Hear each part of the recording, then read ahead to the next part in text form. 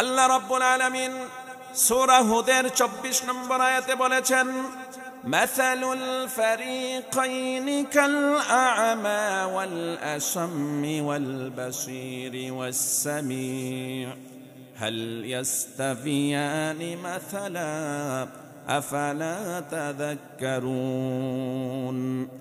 দুটি দলের উদাহরণ হলো, যেই দল কোরআনকে প্রত্যাখ্যান করে মিথ্যাকে পুঁজি করে পরিচালিত হয়, তারা হচ্ছে অন্ধ, বোবা, মূর্খ। তারা চোখ থাকতে দেখে না, কান থাকতে সত্য কথা শুনে না, অন্তর দিয়ে সত্যটাকে উপলব্ধি করতে পারে না। অন্যদিকে আরেকটি দল, যেই দল সত্যকে খুঁজতে চায়, সত্যকে অ্যাকসেপ্ট করতে চায়, আমি আল্লাহ রাব্বুল আলামিন বলে দিলাম তারা হলো পৃথিবীর মধ্যে সবচেয়ে বুদ্ধিমান জাতি। সুতরাং এই দুই দল কখনো সমান হতে পারে না। আমার বন্ধুগণ, এই আয়াত প্রমাণ করে যেই দল নাস্তিক, বেঈমান, মুরতাদ, ওই দল যত বড় শিক্ষিত হোক, তাদের যত বড় ডিগ্রি থাকুক, ক্ষমতা, প্রভাব, প্রতিপত্তি, দাপট থাকুক না কেন, যেহেতু কোরআনকে প্রত্যাখ্যান করেছে, এই জন্য আল্লাহ রাব্বুল আলামিনের দরবারে তাদের কোনো মর্যাদা নাই। কারণ আল্লাহ রাব্বুল আলামিন তাদেরকে বোকা বলেছেন, জ্ঞান পাপী বলেছেন। অন্যদিকে যারা কোরআনকে আঁকড়ে ধরেছে, ওই জাতি যত শিক্ষিত হোক না কেন, দুর্বল হোক না কেন, প্রভাব, প্রতিপত্তি, ক্ষমতা না থাকুক, কোরআনকে বুকে ধারণ করার কারণে আল্লাহ রাব্বুল আলামিন তাদের মর্যাদা বাড়িয়ে দিলেন। জোরে বলেন সুবহানাল্লাহ। এই জন্য মুমিন যখন কোরআন শুনে, কোরআন শোনার সাথে সাথে তার অন্তরে আনন্দের হিল্লোল বয়ে যায়। এমনকি তার প্রতিটা ইন্দ্রিয় অনুভূতিতে কোরআনের আনন্দের ঢেউ স্পর্শ করে দেয়। একইভাবে তার প্রতিটা রক্ত কণিকার ভিতরে কোরআনের বিপ্লবী স্লোগান তৈরি হয়ে যায়। এজন্য আল্লাহ রাব্বুল আলামিন সূরা আনফালের 2 নম্বর আয়াতে বলেন, ইন্নামাল মুমিনুনা আল্লাযীনা ইযা যুকিরাল্লাহু ওয়াজিলাত কুলুবুহুম ওয়া ইযা তুলিয়াত আলাইহিম আয়াতুহু যাদাতুহুম ঈমানান ওয়া আলা রাব্বিহিম ইয়াতাওয়াক্কালুন। মুমিন তো তারাই, তাদের সামনে যখন আল্লাহ রাব্বুল আলামিনের নাম উচ্চারণ করা হয়, আল্লাহর ভয়ে তাদের অন্তরগুলি থরথর করে কাঁপতে থাকে। আর যখন কোরআনের বাণী তাদের সামনে তেলাওয়াত করা হয়, তখন অটোমেটিক তাদের ঈমানি শক্তি বেড়ে যায়। জোরে বলেন সুবহানাল্লাহ। অপরদিকে যেই দল কোরআনের বিপক্ষে অবস্থান নেই, কোরআন শুনলে তাদের প্রতিক্রিয়া কেমন হয়, আল্লাহ রাব্বুল আলামিন তার চিত্র তুলে ধরলেন। সূরা জুমারের 45 নম্বর আয়াত, আল্লাহ তাআলা বলেন, ওয়া ইযা যুকিরাল্লাহু ওয়াহদাহু ইশমাআজ্জাত কুলুবুল লাযীনা লা ইউমিনুনা বিল আখিরাহ ওয়া ইযা যুকিরাল্লাযীনা মিন দুনিহি ইযা হুম ইস্তাবশিরুন। যেই দল কোরআনকে প্রত্যাখ্যান করেছে, কোরআন যখন তাদের সামনে তেলাওয়াত করা হয়, আল্লাহ তাআলার নাম যখন তাদের সামনে তেলাওয়াত করা হয়, তখন তাদের হৃদয়গুলি সংকুচিত হয়ে যায়। এই সংকীর্ণ মনা হৃদয় দিয়ে কোরআনের বাণীগুলিকে তারা অ্যাকসেপ্ট করতে পারে না। কোরআনের নূর দ্বারা নিজেকে আলোকিত করতে পারে না। কোরআন ছাড়া, হাদিস ছাড়া যা কিছু আছে, জারি সারি, মুর্শিদি, আউল ফাউল বাউল, যা কিছু আছে, নাটক, থিয়েটার, কনসার্টার, যা কিছু আছে, সবগুলি যখন তাদের সামনে আসে, ইযা হুম ইস্তাবশিরুন, তখন তাদের অন্তরে আনন্দের হিরিক বয়ে যায়। জোরে বলেন নাউজুবিল্লাহ। এই জন্য তারা টাকা খরচ করে, শ্রম দেয়, বুদ্ধি দেয়, পরামর্শ দেয়। আর যখন কোরআনের বাণীগুলি তাদের সামনে এসে যায়, তখন চেহারা তাদের কালো হয়ে যায়। মনে হয় যেন চেহারার ভিতরে আলকাতরার বন্যা বয়ে গেছে। ঠিক না বেঠিক? এখন আমরা কি কোরআনের পক্ষে থাকতে চাই? আমরা কি কোরআনের পক্ষে নাকি বিপক্ষে যাব? মুসলমান হিসেবে আমাদের কাজ হচ্ছে কোরআনের পক্ষে থাকা। যারা কোরআনের পক্ষে থাকবে, কোরআনকে বোঝার চেষ্টা করবে, কোরআনকে অধ্যয়ন করার জন্য সময় ব্যয় করবে, তাদের কি লাভ? রাসূলুল্লাহ সাল্লাল্লাহু আলাইহি ওয়াসাল্লামের একটি হাদিস সাক্ষী, সুনান তিরমিজির কিতাবু ফাদাইলিল কুরআন, কুরআনের ফজিলত অধ্যায়ে এসেছে হাদিস, হাদিস নম্বর 2910 নম্বর হাদিস। নবী করিম সাল্লাল্লাহু আলাইহি ওয়াসাল্লাম বলেছেন, মান ক্বারাআল কুরআন ওয়াস্তাযহারাহু ফাআহাল্লা হালালাহু ওয়া হাররামা হারামাহু আদখালাহু আল্লাহু বিহিল জান্নাহ ওয়া শাফা'আহু ফি আশরাতিন মিন আহলি বাইতিহি ওয়াজাবাত কুল্লুহুম ওয়াজাবাত লাহুন নার। আমার উম্মতের মধ্য থেকে যে কোরআন তেলাওয়াত করবে, কোরআন শিখবে, কোরআনকে সময় দিবে, কোরআনকে বুকে আলিঙ্গন করবে, কোরআনের বিধি বিধানগুলি যখন তাদের সামনে স্পষ্ট হয়ে যাবে, এমত অবস্থায় কোরআনে বর্ণিত হালালগুলিকে হারাম হিসেবে গ্রহণ করবে, হারামগুলিকে অত্যন্ত ঘৃণার সাথে বর্জন করবে, এতটুকু কোরআনকে ইজ্জত দেওয়ার কারণে আল্লাহ রাব্বুল আলামিন তাকে বিনা হিসেবে জান্নাতে দাখিল করে দিবেন। জোরে বলেন সুবহানাল্লাহ।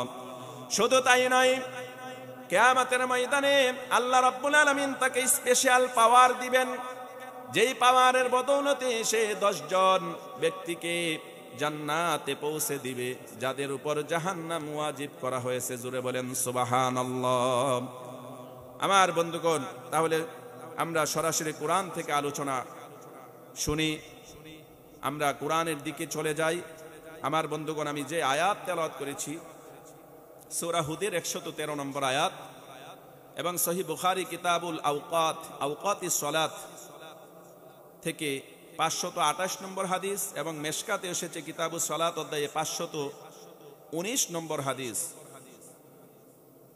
এই কোরআন এর আয়াত এবং হাদিসকে সামনে রেখে আমি বলতে চাই, ইসলামের মূল ভিত্তি হচ্ছে 5টি। কয়টি? 5টি। এর মধ্যে সর্বশ্রেষ্ঠ ভিত্তি হচ্ছে নামাজ। যেহেতু আমার ভাই অনুরোধ করেছেন নামাজের বিষয়ে বলার জন্য, এই একজন মুমিন, কোন বান্দা যখন ঈমান আনে তখন তাকে বলা হয় মুমিন। তখন তাকে কি বলা হয়? মুমিন। এই মুমিন যখন হয়ে যায় কোনো ব্যক্তি, তখন তার উপর সর্বপ্রথম যেই ফরজ দায়িত্ব সেটা হলো 5 ওয়াক্ত সালাত। এমনকি 5 ওয়াক্ত নামাজের গুরুত্ব এতই বেশি যে নবী করিম সাল্লাল্লাহু আলাইহি ওয়াসাল্লাম নামাজ ছেড়ে দেওয়াকে কাফের এবং মুসলমানদের মধ্যে পার্থক্যের মূল কেন্দ্রবিন্দু হিসেবে উল্লেখ করেছেন। নামাজটা ইসলামের সাথে, ঈমানের সাথে এমন উৎপ্রুতভাবে জড়িত যে নবী করিম সাল্লাল্লাহু আলাইহি ওয়াসাল্লাম সুনান তিরমিজির তে একটি হাদিস এসেছে, যেখানে কিতাবুল ঈমান অধ্যায়ে 2620 নম্বর হাদিস, নবীজি বলছেন, বাইনাল আবদি ওয়া বাইনাল কুফরি তারকুস সালাত। মুমিন বান্দা এবং কাফেরের মধ্যে মূল পার্থক্য হলো নামাজকে পরিত্যাগ করে দেওয়া। সুতরাং মুমিন প্রকৃত মুমিন কিনা, মুসলমান প্রকৃত মুসলমান কিনা, তাহা যাচাই বাছাই করার জন্য, তাকে পরীক্ষা করার জন্য আল্লাহ রাব্বুল আলামিন 5 ওয়াক্ত নামাজকে ফরজ করে দিয়েছেন। সুতরাং বেনামাজি কাফের নাকি মুমিন, আমি সেই ফতোয়ার দিকে যাব না। আমি এতটুকু বলতে চাই যে ঈমানের সাথে নামাজের গভীর সম্পর্ক। আত্মা থেকে দেহকে বিচ্ছিন্ন করে দিলে যেমন ওই দেহের কোনো মূল্য থাকে না, ঠিক তেমনি ভাবে ঈমান থেকে নামাজকে বিচ্ছিন্ন করে দিলে ওই নামাজের কোনো অর্থ থাকতে পারে না। একইভাবে অক্সিজেন ছাড়া যেমন সকল প্রাণীর জীবন অনিরাপদ, ঠিক তেমনি ভাবে নামাজ ছাড়াও আমার আপনার ঈমান নিরাপদ নয়, অনিরাপত্তার মধ্যে থাকবে। আমাদের দেহকে সুস্থ সবল রাখার জন্য আমরা দৈনিক 3 বেলা আহার করি, ঠিক তেমনি ভাবে আমাদের ঈমানকে সতেজ করার জন্য দৈনিক 5 বার আল্লাহ তাআলাকে সেজদা দিতে হবে। কারণ নামাজ হচ্ছে আমাদের ঈমানের রুহানি খাবার। খাবার ছাড়া যেমন দেহ অচল, ঠিক তেমনি ভাবে নামাজ ছাড়া ঈমান অচল। এইরকম ভাঙ্গা চূড়া ভাইরাসে আক্রান্ত ঈমান দিয়ে মুমিন দাবি করা যাবে, কিন্তু আল্লাহর জান্নাত কোনোদিন পাওয়া যাবে না। ঠিক না বে ঠিক? সুতরাং আমাদেরকে অবশ্যই নামাজের দিকে আসতে হবে। আমার বন্ধুগণ, আল্লাহ রাব্বুল আলামিনের সাথে যত রকমের সম্পর্ক তৈরির রাস্তা আছে, তার মধ্যে সর্বোত্তম রাস্তা হলো 5 ওয়াক্ত নামাজ। এই কারণে আল্লাহ রাব্বুল আলামিন বান্দা বান্দীদের উপর 5 ওয়াক্ত নামাজকে ফরজ করে দিয়েছেন। আল্লাহ রাব্বুল আলামিন সূরা তাহার 14 নম্বর আয়াতে বলছেন, ইন্নানি আনাল্লাহু লা ইলাহা ইল্লা আনা ফা'বুদনি ওয়া আকিমিস সালাতা লিযিকরি। নিশ্চয় আমি হলাম আল্লাহ, আমি ব্যতীত অন্য কোনো ইলাহ নাই, আইনদাতা নাই, বিধানদাতা নাই, হুকুমদাতা নাই, সুপ্রিম পাওয়ারের অধিকারী নাই। সুতরাং তোমরা আমার ইবাদত করো আর আমার শরণার্থে দৈনিক 5 ওয়াক্ত নামাজ কায়েম করো। জোরে বলেন সুবহানাল্লাহ। আমার বন্ধুগণ, পৃথিবীতে বান্দা বান্দি অপরাধ করবে, অন্যায় করবে, গুনাহ করবে, পাপ করবে, কিন্তু এই পাপগুলিকে সাবান দিয়ে, ব্লেসিং পাউডার দিয়ে, অন্য কোনো হুইল পাউডার দিয়ে এগুলি আমলনামা থেকে মুছা যাবে না। বিজ্ঞান আবিষ্কার হয়েছে, বিজ্ঞান উন্নত হয়েছে ঠিক, কিন্তু পৃথিবীতে এমন কোনো মেডিসিন আবিষ্কার হয় নাই যেই মেডিসিন ব্যবহার করে আমলনামা থেকে গুনাহগুলি দূর করা যেতে পারে। এই কারণে আল্লাহ রাব্বুল আলামিন বান্দা বান্দিরা যেন গুনাহমুক্ত জীবন যাপন করতে পারে, আমলনামা থেকে গুনাহগুলি ধূলিসাৎ করতে পারে, সেই জন্য 5 ওয়াক্ত নামাজের ব্যবস্থা করলেন। জোরে বলেন সুবহানাল্লাহ। শুধু তাই নয়, এই নামাজের মাধ্যমে অপরাধ দূর হয়ে যাবে, আমলনামা থেকে পাপ মুছে যাবে। পাশাপাশি এই নামাজের মাধ্যমে গুনাহকে নেক দ্বারা পরিবর্তন করে নেকের পাল্লা ভারী করে দেওয়া যাবে। এটাই হলো সম্ভব। তার প্রমাণ সুনান তিরমিজির কিতাবুত তাফসীর অধ্যায়ের হাদিস নম্বর 3112। একইভাবে ইবনু মাজাতে হাদিস এসেছে কিতাবুজ জুহাদ অধ্যায়ে 4254 নম্বর হাদিস। একইভাবে সহিহ বুখারীতে কিতাবু আওকাতিস সালাত অধ্যায়ে 526 নম্বর হাদিস। মেশকাতে এই হাদিস এসেছে কিতাবুস সালাত অধ্যায়ে 520 নম্বর হাদিস। একইভাবে সুনানে আবু দাউদে কিতাবুদ দিয়াত অধ্যায়ে এসেছে হাদিস নম্বর 4468। আল্লাহর নবীর একজন সাহাবী ছিলেন হযরত আবুল ইয়াসার রাদিয়াল্লাহু তাআলা আনহু। তিনি ছিলেন মদিনার খেজুর ব্যবসায়ী, খেজুর বিক্রি করে জীবিকা নির্বাহ করতেন। একদিন তিনি খেজুর বাগানে কাজ করছেন, এমত অবস্থায় একজন মহিলা তার নিকট খেজুর কিনতে আসলো। তিনি বললেন, হ্যাঁ মহিলা, বাগানের খেজুরের চাইতে আমার ঘরের ভিতরে ভালো খেজুর আছে, তুমি ইচ্ছে করলে সেখান থেকে খেজুর সংগ্রহ করতে পারো। মহিলা তার এই প্রস্তাবে রাজি হয়ে গেল। এবার হযরত আবুল ইয়াসার ওই মহিলাকে নিয়ে নির্জনে ঘরের ভিতরে ঢুকলেন। শয়তানের ওয়াসওয়াসায় পড়ে ওই মহিলাকে চুম্বন করে ফেললেন। জোরে বলেন নাউজুবিল্লাহ। এমন একটি পরিস্থিতিতে মহিলা চিৎকার করে বলল, ইয়া আব্দুল্লাহ ইত্তাকিল্লাহ, ওরে আল্লাহর বান্দা, তুমি আল্লাহকে ভয় করো। নির্জন অবস্থার সুযোগ নিয়ে তুমি আমার ইজ্জতের উপর হামলা করো না, তুমি আল্লাহ রাব্বুল আলামিনকে ভয় করো। এই কথা শোনার পর হযরত আবুল ইয়াসার ভীষণ লজ্জিত হয়ে পড়লেন। পাপের যন্ত্রণায় তিনি কাতর হয়ে পড়লেন। অস্থিরতা চতুর্দিক থেকে তাকে আচ্ছন্ন করে ফেলল। তিনি সাথে সাথে সাইয়্যিদনা আবু বকরের দরবারে চলে গেলেন। হযরত আবু বকরকে সমস্ত ঘটনার বিবরণ খুলে বললেন। সব কিছু শুনে সাইয়্যিদনা আবু বকর বললেন, হে আবুল ইয়াসার, তুমি ধৈর্য ধরো, এই ঘটনা আর কারো কাছে প্রকাশ করো না, আর গোপনে গোপনে আল্লাহ তাআলার কাছে তওবা করো। আমি আবু বকর আশাবাদী, আল্লাহ রাব্বুল আলামিন তোমাকে নাজাতের একটা রাস্তা বের করে দিবেন। জোরে বলেন সুবহানাল্লাহ। হযরত আবুল ইয়াসার বললেন, আমি আবু বকরের কথাই ধৈর্য ধারণ করতে পারলাম না। তিনি আমাকে চুপ থাকতে বলেছেন। পাপের যন্ত্রণায় আমার অন্তর অস্থির হয়ে যাচ্ছে। আমি ধৈর্যহারা হয়ে সাইয়্যিদনা ওমর ফারুকের দরবারে ছুটে গেলাম। বিস্তারিত ঘটনার বিবরণ পেশ করলাম। সাইয়্যিদনা ওমর ফারুক বললেন, হে আবুল ইয়াসার, তুমি ধৈর্য ধরো, আর কারো কাছে প্রকাশ করো না, আর গোপনে গোপনে আল্লাহ তাআলার কাছে মাপ চাও।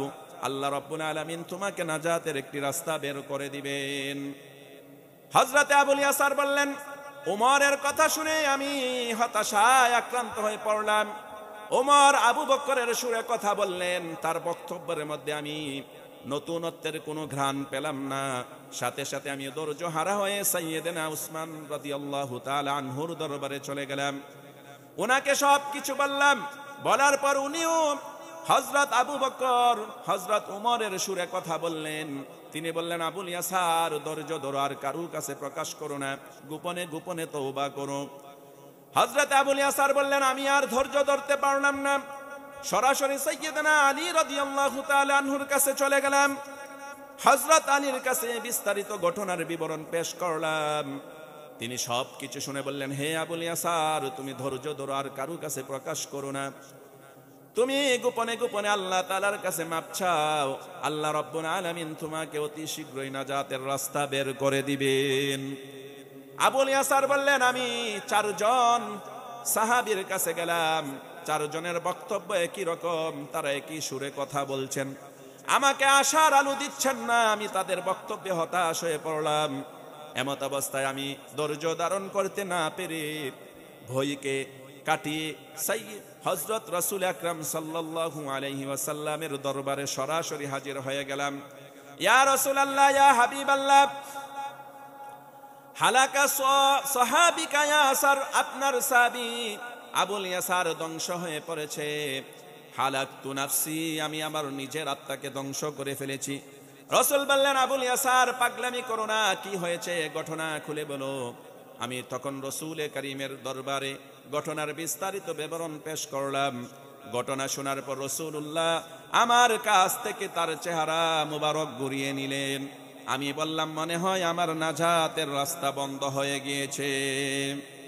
এমত অবস্থায় রাসূলুল্লাহর মুয়াজ্জিন সাইয়েদনা বেলাল আজান দিলেন। রাসূলুল্লাহ জোহরের নামাজ জামাতে আদায় করলেন। নামাজ শেষ করার পর আল্লাহ রাব্বুল আলামিন সূরা হুদের 113 নম্বর আয়াত নাযিল করে দিলেন, আকিমিস সালাতা তারাফাইন নাহারি ওয়া যুলাফাম মিনাল লাইল ইন্নাল হাসানাতি ইউযহিবুনাস সাইয়্যাত যালিকা যিকরা লিয-যাকিরিন। হ্যাঁ নবী, আপনি নামাজ কায়েম করুন দিবসের 2 প্রান্তে, রাতের একাংশে। নিশ্চয় মনে রাখবেন, নামাজ বান্দার আমলনামা থেকে গুনার বোঝা দূর করে দেয়। আর এটা তাদের জন্য যারা এই উপদেশ স্মরণে রাখে। জোরে বলেন সুবহানাল্লাহ। এই আয়াত নাজিল হওয়ার পর রাসূলুল্লাহ সাহাবীদেরকে বললেন, আবুল ইয়াসার কোথায়? ইয়া রাসূলুল্লাহ, ইয়া হাবিবাল্লাহ, আমি হতভাগা আপনার সামনে হাজির হয়েছি। রাসূল বললেন, আল্লাহ রাব্বুল আলামিন তোমার গুনাহ মাফ করে দিয়েছেন। তুমি জামাতে শরীক হয়েছিলে। হ্যাঁ ইয়া রাসূলুল্লাহ, আমি জামাতে ছিলাম। তখন রাসূল বললেন, তুমি জামাতে শরীক হওয়ার কারণে, এই নেক আমল করার কারণে আল্লাহ রাব্বুল আলামিন তোমার সবগুলি গুনাহ মাফ করে দিলেন। জোরে বলেন সুবহানাল্লাহ। উপস্থিত সাহাবীরা বললেন, ইয়া রাসূলুল্লাহ, ইয়া হাবিবাল্লাহ, এই বিধান কি আবুল ইয়াসারের জন্য নাকি সবার জন্য? রাসূল বললেন, কোরআনের বিধান কিয়ামত পর্যন্ত জারি থাকবে। জোরে বলেন সুবহানাল্লাহ। এই হাদিস থেকে আমাদের কিছু বিষয় আমাদেরকে কোট করতে হবে। 1 নম্বর বিষয় হচ্ছে, নির্জনে নারী পুরুষ একত্রে মিলিত হওয়া যাবে না। যেমন বিশেষ করে আমাদের এই সমাজে ট্র্যাডিশন তৈরি হয়েছে, শিক্ষা সফরের নাম করে ছেলে মেয়ে একসাথে দৌড়াদৌড়ি করে, ঠিক না বেঠিক? আবার কিছু কিছু আছে মহিলা পীরের কাছে নিজে বায়াত গ্রহণ করে, মহিলা গোপনে বায়াত গ্রহণ করে। আবার কিছু কিছু মহিলা আছে গোপনে ডাক্তার দেখায়। অবশ্যই ডাক্তার দেখালে আপনাকে মুহাররাম পুরুষ থাকতে হবে, এছাড়া যাওয়া জায়েজ নাই। কারণ হাদিসে আসছে, তিরমিজি এবং মেশকাতের হাদিস, রাসূলুল্লাহ বলেছেন, লা ইয়াখলুয়ান্না রাজুলুন বিইমরাতিন ইল্লা কানা থালিসাহুমাশ শাইতান। যখন নির্জনে একজন বেগানা পুরুষ বেগানা নারী মিলিত হয়, তখন তাদের মাঝে তৃতীয় জন হিসেবে শয়তান উপস্থিত হয় এবং তাদেরকে ওয়াসওয়াসা দিয়ে ব্যভিচারে লিপ্ত করে। জোরে বলেন নাউজুবিল্লাহ। তাহলে একসাথে মিলিত হওয়ার সুযোগ নাই। এমনকি হজ করার সময় আপনি যদি স্বামী অথবা মুহাররাম পুরুষ না নিয়ে যান, তাহলে আপনার জন্য হজ করাও ফরজ নয়। রাসূল বলছেন, লা তাহুজ্জান্না ইল্লা ইমরাআতুন লা তাহুজ্জান্না মারআতুন ইল্লা ওয়া মাআহা মুহাররিম। যে মহিলাদের জন্য স্বামী অথবা মুহররম পুরুষ ব্যতীত অন্য কোনো ভাবে হজ করা জায়েজ নয়। তাহলে যেখানে হজে বাধা আসছে, আপনি কিভাবে গোপনে পীরের কাছে মুরিদ হন? এগুলি পীর নাকি শয়তান?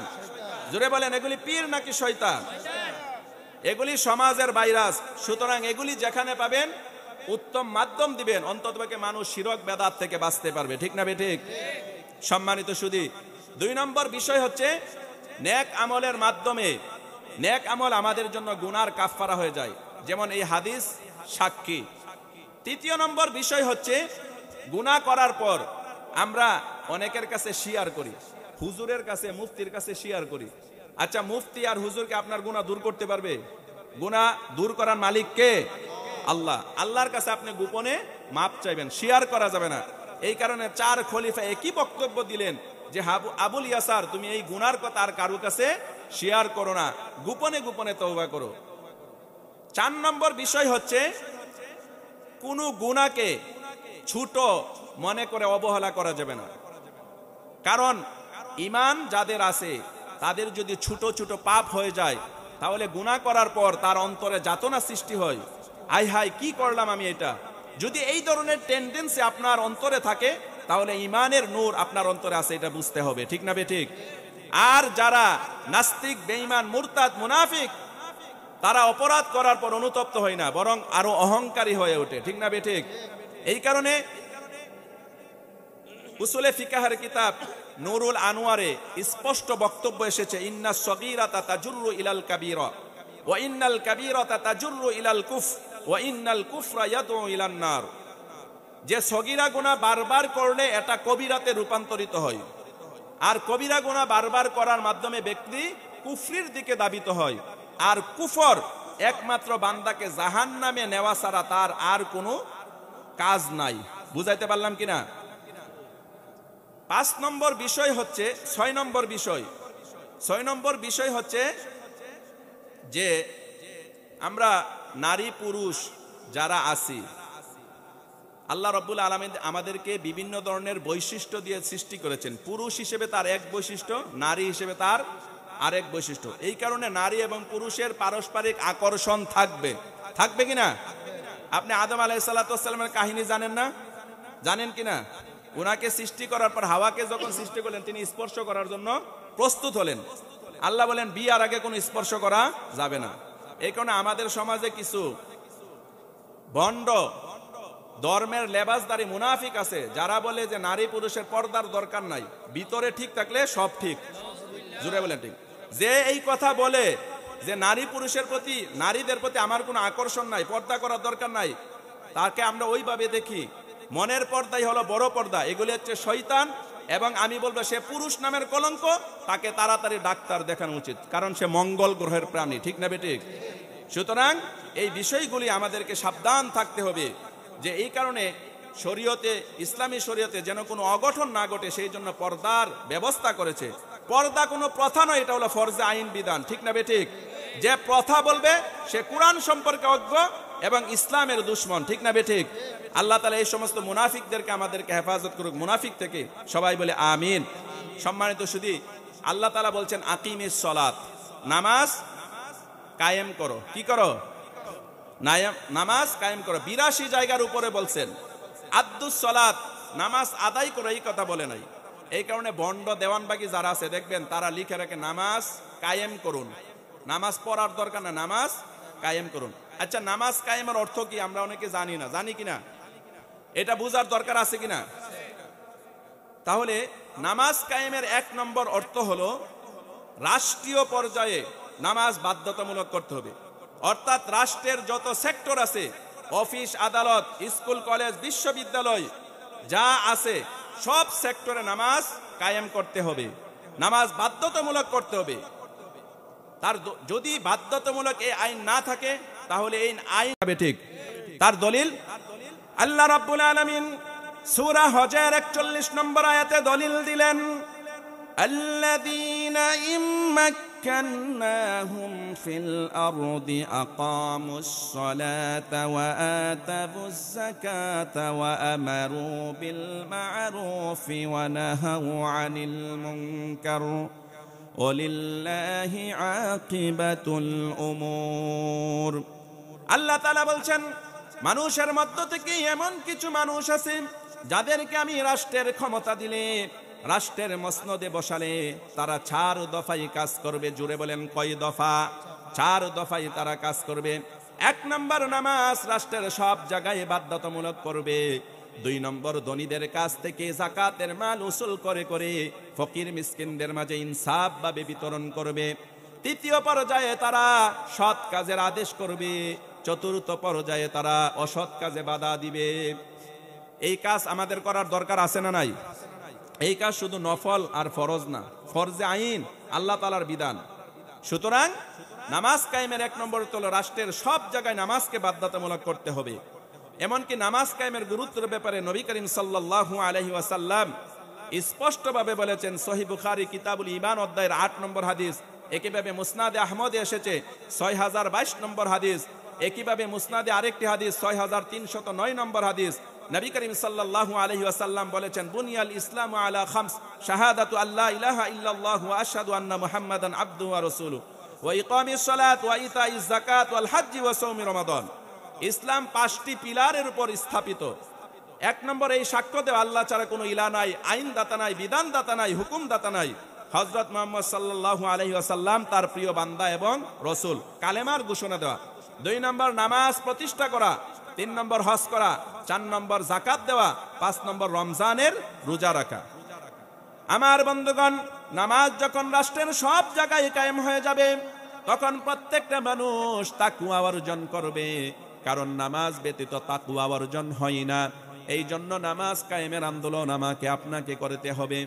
দেশের রাষ্ট্রের সব জায়গায় যখন প্রত্যেকটা মানুষ নামাজি হয়ে যাবে, তাকওয়ার গুণে গুণান্বিত হয়ে যাবে, তখন আল্লাহ রাব্বুল আলামিন আসমান থেকে আমাদের জন্য রহমতের দরজাগুলি খুলে দিবেন। জোরে বলেন সুবহানাল্লাহ।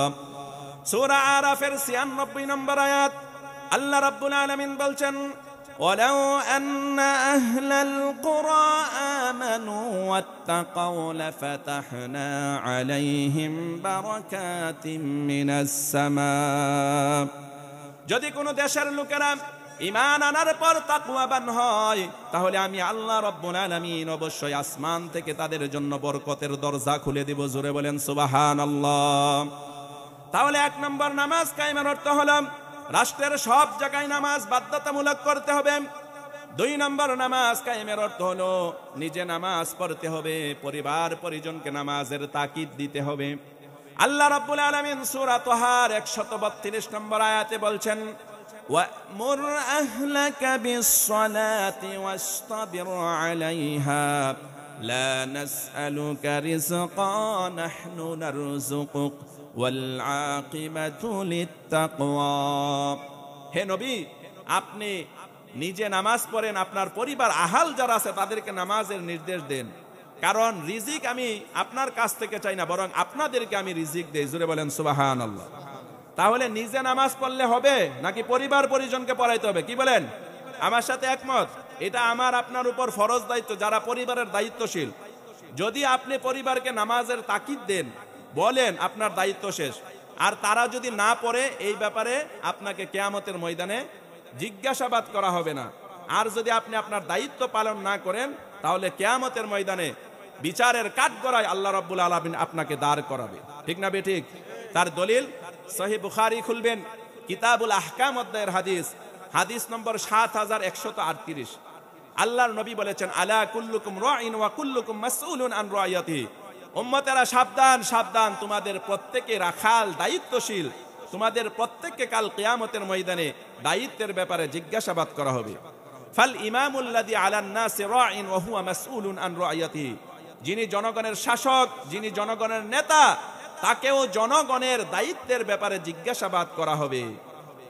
শুধু বুড়াবুড়ির জন্য পাগল হয়ে যান, দায়িত্ব পাওয়ার জন্য পাগল হয়ে যান। আগে এই হাদিস শুনেন, যিনি জনগণের নেতা তার প্রত্যেকটি কাজকর্ম সম্পর্কে জিজ্ঞাসাবাদ করা হবে। আপনি বিরিজ খেয়ে ফেলছেন, গম খেয়ে ফেলছেন, তার জন্য পাই পাই করে কাল কিয়ামতের ময়দানে হিসাব দিতে হবে। ঠিক না বেঠিক? আপনি আলেম উলামাকে ফাঁসির কাস্টে ঝুলিয়েছেন, ইসলামী আন্দোলনকে নস্যাৎ করার জন্য তাদেরকে বিভিন্ন কলঙ্ক দিয়ে জাতিকে বিচ্ছিন্ন করেছেন, পাই টু পাই কিয়ামতের ময়দানে আপনাকে জবাব দিতে হবে। সম্মানিত সুধী, তারপরে রসুল বলছেন ওয়ার রাজুলু রাইন আলা আহলি বাইতিহি ওয়া হুয়া মাসউলুন আন রায়াতিহি। এভাবে প্রত্যেকটা পুরুষ তার পরিবারের দায়িত্বশীল, তাকে তার পরিবার সম্পর্কে জিজ্ঞাসাবাদ করা হবে। ওয়াল মারআতু রাইয়াতুন আলা আহলি বাইতি যাওজিহা ওয়া ওয়ালাদিহি ওয়া হিয়া মাসউলাতুন আনহুম। এমনিভাবে প্রত্যেকটা নারী সে তার স্বামীর সংসারের দায়িত্বশীল এবং সন্তানের দায়িত্বশীল, তাকেও তার দায়িত্বের ব্যাপারে জিজ্ঞাসাবাদ করা হবে। এই হাদিস শোনার পর পরকিয়া করার কোনো সুযোগ আছে? আছে কিনা? আমাদের মা বোনেরা পরকিয়া করার সুযোগ খুঁজে, যারা খুঁজেন তারা এই হাদিস মেমোরিতে কুট করেন। আল্লাহর আপনার স্বামী আপনার সন্তান না দেখতে পারে, কিন্তু দেখেন কে? আল্লাহ রাব্বুল আলামিন অবশ্যই দেখেন, এবং কিরামান কাতিবিনা ইয়ালামুনা মা তাফআলুন, ভিডিও করে রাখছে। কিয়ামতের ময়দানে এই ভিডিও ক্যাসেট ছেড়ে দেওয়া হবে, আপনাকে এই অপকর্মের জন্য জবাব দিতে হবে। একইভাবে নবী করিম সাল্লাল্লাহু আলাইহি সাল্লাম বলছেন ওয়ার রাজুলু আলা মালি সাইয়্যিদি ওয়া হুয়া মাসউলুন আনহু, যে এমনই ভাবে প্রত্যেকটা একজন ব্যক্তি যে তার মালিকের দায়িত্বশীল, শ্রমিক যে তার মালিকের দায়িত্বশীল, তাকেও তার কিয়ামতের ব্যাপারে কি করা হবে? জিজ্ঞাসাবাদ করা হবে তার দায়িত্বের ব্যাপারে কিয়ামতের মাঠে। আলা কুল্লুকুম রাইন ওয়া কুল্লুকুম মাসউলুন আন রায়াতিহি। এভাবে তোমাদের প্রত্যেককে দায়িত্বশীল, তোমাদের প্রত্যেককে কিয়ামতের ময়দানে দায়িত্বের ব্যাপারে জিজ্ঞাসাবাদ করা হবে। এখন এই হাদিস শোনার পর ইমাম এবং খতিব সাহেবরা মনে করতেছেন যে আমাদের যেহেতু দায়িত্বশীল সুতরাং আমরা মনে হয় বেঁচে যাব। জি না, ইমাম হিসেবে মসজিদের খুতবায়, মসজিদে জুমার মিম্বরে আপনাকে হক কথাগুলি বলতে হবে। চাকরির পরোয়া করার কোনো সুযোগ নাই, কারো চেহারা তাকিয়ে ওয়াজ করার কোনো সুযোগ নাই, কারণ আপনার দায়িত্ব কোরআন এবং হাদিসের কথাগুলি জনতার সামনে পেশ করা। কে গ্রহণ করলো না করলো এটার দায়িত্ব আপনার না, আপনাকে বলে দেওয়া এটা হলো আপনার দায়িত্ব। যদি আপনি এই দায়িত্ব পালন না করেন তারপরে আপনাকে কিয়ামতের ময়দানে জিজ্ঞাসা করা হবে। আপনি শাইকুল হাদিস হন আর মুহাদ্দিস হন, ফকিহ হন, বিন্দু পরিমাণ ছাড় পাওয়ার কোনো সুযোগ নাই। ঠিক না বেঠিক? আমার বন্ধুগণ, রাষ্ট্রীয় পর্যায়ে 3 নম্বর নামাজ কায়েমের অর্থ হলো জামাতে নামাজ পড়তে হবে। কি করতে হবে? জামাতে নামাজ আদায় করতে হবে। জামাত ছাড়া নামাজ কায়েমের কোনো অর্থ নাই। এই কারণে নবী করিম সাল্লাল্লাহু আলাইহি ওয়াসাল্লাম সহিহ মুসলিমে কিতাবুল মাসাজিদ অধ্যায়ে 1368 নম্বর হাদিস নবী করিম সাল্লাল্লাহু আলাইহি ওয়াসাল্লাম অত্যন্ত স্পর্শকাতর ভাষায় বলেছেন, আমার ইচ্ছে হয় লোকদেরকে দিয়ে আজান দেওয়াই, তারপর ইমামতির দায়িত্ব দেই, এবং আমি নবী কিছু লোক সাথে নিয়ে কিছু কাঠ, জ্বালানি কাঠ সংগ্রহ করি, তারপর ওই কাঠগুলি জ্বালিয়ে যারা আজান শুনে মসজিদে আসে না তাদের বাড়িঘর জ্বালিয়ে দেই। শুধুমাত্র ঘরের ভিতরে বৃদ্ধ, অসুস্থ রোগী, তারপরে শিশুরা থাকার কারণে আমি নবীর পক্ষে এই কাজ করা সম্ভব হয় না। জুড়ে বলেন নাউজুবিল্লাহ। কত বড় কথা! একইভাবে আরেকটা হাদিস আমি আপনাদের খেদমতে আরজ করতে চাই। ইবনু মাজাহ কিতাবুল মাসাজিদ অধ্যায়ে 794 নম্বর হাদিস। একইভাবে এই হাদিস মেশকাতে এসেছে কিতাবুস সালাত অধ্যায়ে 518 নম্বর হাদিস। একইভাবে সুনানু নাসাইতে কিতাবুল জুমুআ অধ্যায়ে 1370 নম্বর হাদিস। নবীজি বলছেন লায়ান তাহিয়ান্না আকওয়ামুন আন ওয়াদিহিম তারকিল জামাত, লোকেরা যেন জামাত পরিত্যাগ করা এই কাজটি থেকে বিরত থাকে। আও লা ইয়াখতিমান্নাল্লাহু আলা কুলুবিহিম, নতুবা আল্লাহ রাব্বুল আলামিন তাদের অন্তরে মোহর মেরে দিবেন। সুম্মা লা ইয়াকুনান্না মিনাল গাফিলিন, ফলে তারা গাফেলদের অন্তর্ভুক্ত হয়ে যাবে। জোরে বলেন নাউজুবিল্লাহ। এই কারণে ইমাম শাফিঈ অত্যন্ত আক্ষেপ করে বলেছেন লা সালাতা লিজারিল মাসজিদ ইল্লা ফিল মাসজিদ, মসজিদের নিকট অবস্থানকারীর জন্য মসজিদ ব্যতীত অন্য কোনো জায়গায় নামাজ হবে না, হবে না, হবে না। ঠিক না বেঠিক? আপনি আরব বিশ্বে যান, তাদের টেন্ডেন্সিতে এটা নাই যে একা একা নামাজ পড়তে হবে, এই টেন্ডেন্সি তারা বুঝে না। জি সম্মানিত সুধী, আসলে সময়ের সংক্ষিপ্ততার কারণে আমি আপনাদের খেদমতে যেই কথাগুলি বলেছি আরো কিছু বলার ইচ্ছা ছিল। যাই হোক, আজান হওয়ার কারণে আমি আমার আলোচনা সংক্ষিপ্ত করে আপনাদের কাছ থেকে বিদায় নিচ্ছি। আসসালামু আলাইকুম ওয়া রাহমাতুল্লাহি ওয়া বারাকাতুহু।